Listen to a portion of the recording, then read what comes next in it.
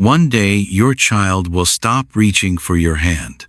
The question is, what will they carry from you when they finally let go? Your baby is learning who they are long before they understand a single word you say. Most people think parenting begins later, when children start talking, going to school, or understanding explanations. But emotional learning starts much earlier than that. Every time you pick your baby up when they cry, something invisible is being written inside them, not through words, but through feelings.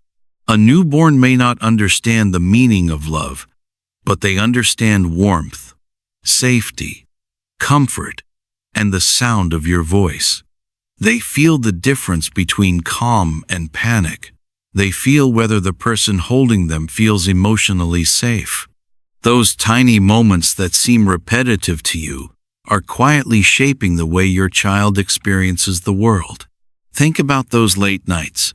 Your baby wakes up crying at 2 a.m. You are exhausted, frustrated, barely awake, but you still pick them up. Maybe you rock them slowly. Maybe you whisper, "It's okay. I'm here." To you, it feels like another ordinary night. But to your baby, that moment becomes something much deeper. Their nervous system is learning. When I feel overwhelmed, someone comes. That feeling slowly becomes the foundation of emotional safety later in life. Babies are not studying your perfection. They are studying your presence. They do not need a parent who never gets tired or never makes mistakes. They need repeated moments where they feel safe enough to relax emotionally. That is why your eye contact matters. Your gentle touch matters. And your tone matters more than perfect words ever will. Real parenting is messy. Some days you respond patiently. Some days you feel overwhelmed. Some days you are simply trying to survive. What matters most is the emotional pattern your child experiences over time. Security is built through repetition, repeated comfort, repeated hugs, repeated reassurance that someone always comes back. Years later, those repeated moments quietly become confidence, trust, and emotional resilience. Something as simple as rocking your baby in silence can become part of the emotional blueprint they carry for the rest of their life. The smallest moments are often the biggest ones. The way you smile at them, the way your voice softens when they are scared, the way you hold them close after a hard day. None of it feels dramatic while it is happening, but your baby's brain is paying attention to all of it. Even now, even today, your child may never consciously remember this stage of life, but their nervous system will remember exactly how safe your love felt. And that is where the next act of love begins. Strong children are not the ones who never cry. They are the ones who know they are still loved when they do. Many parents grow up believing strength means toughening children up, teaching them not to cry too much, not to be emotional, not to depend on anyone. But emotional strength grows in a completely different way. Children become emotionally secure when they know they have somewhere safe to fall apart, somewhere they can fail without feeling abandoned, somewhere they can cry without shame, somewhere they can return after mistakes without wondering if love disappeared. That feeling becomes their emotional home. Imagine your child running toward you crying because something went wrong. Maybe they lost a game, got ignored by a friend, or dropped something that suddenly feels like the end of the world to them. Adults often say things like, "You're fine," or "It's not a big deal," because they are trying to help children move on quickly. But children listen to the emotional message underneath the words. Sometimes they accidentally hear, "Your feelings are too much." That is how emotional safety slowly disappears. Emotional safety does not mean protecting children from difficult feelings. It means teaching them they do not lose connection during difficult feelings. That difference changes everything. Imagine a little girl falling off her bike and running to her father crying. One parent immediately says, "You're okay. Stop crying." Another kneels down and softly says, "That scared you, didn't it?" Same situation. Completely different emotional outcome. One child learns emotions should be hidden quickly. The other learns emotions can be handled safely. Children carry those lessons for years. Emotionally safe homes create emotionally resilient kids, not because those children avoid pain, but because they never face pain alone.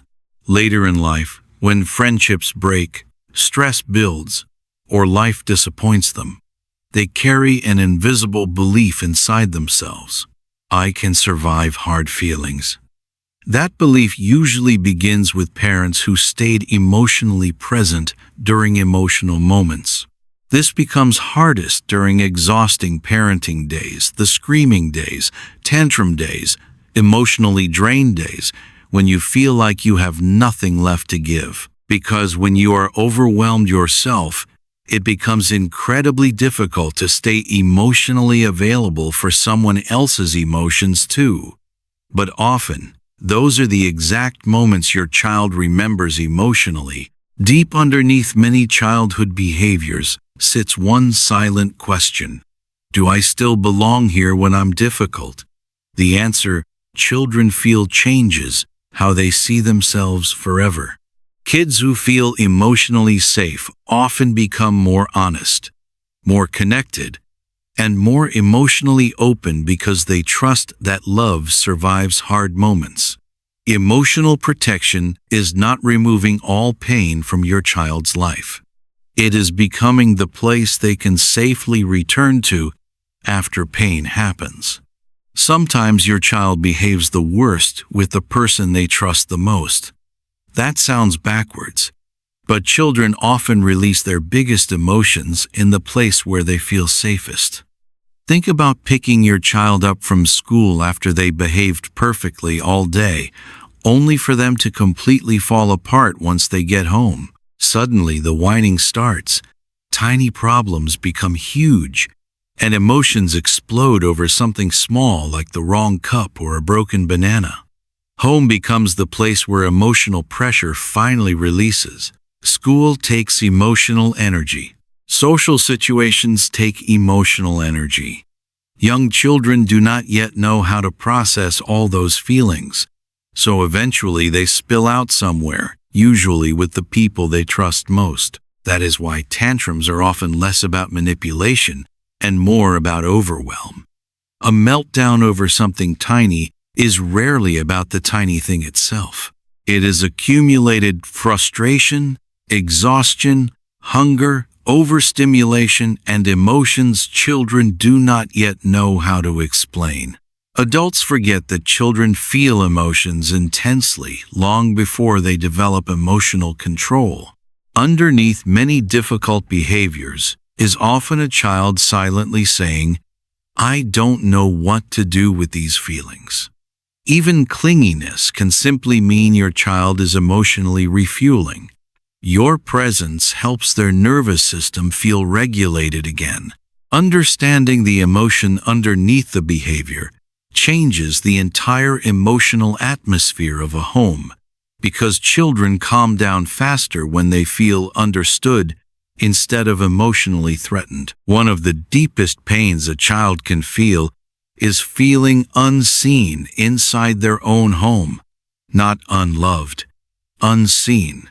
Parents can love their children deeply while still missing who they are emotionally. Parenting slowly becomes filled with rushing, correcting, managing behavior, and surviving the day. But every child carries a rich emotional world inside them, tiny fears, tiny excitements, tiny thoughts they desperately hope someone notices. That random rock they found outside, the drawing they made, The story they repeat again and again. Those moments are often invitations saying, "See me, notice me, care about what matters to me." When children repeatedly feel emotionally overlooked, they slowly stop sharing parts of themselves. Feeling seen is one of the most powerful forms of love. It means noticing your child's personality instead of only reacting to behavior. Some children are sensitive and cautious. Others are loud and expressive. Some need reassurance. Some need patience. Children bloom differently when parents notice those differences instead of forcing every child into the same mold. Sometimes all it takes is 10 fully present seconds. Your child shows you something messy and unimportant to adults, but you pause, look at them fully and say, "You worked really hard on that." To you, it feels tiny. To your child, it feels like connection. Deep down, children constantly ask one emotional question: "Do you see who I am?"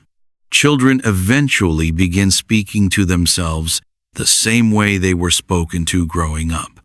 That is why emotional acceptance matters so deeply.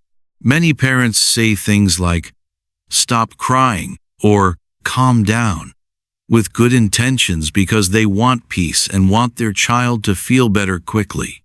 But children often hear something deeper. "Your emotions are too much."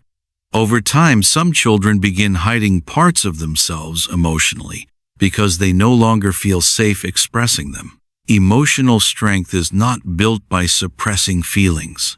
It is built by learning feelings are survivable. Children learn this when another human being stays calm beside them during emotional moments.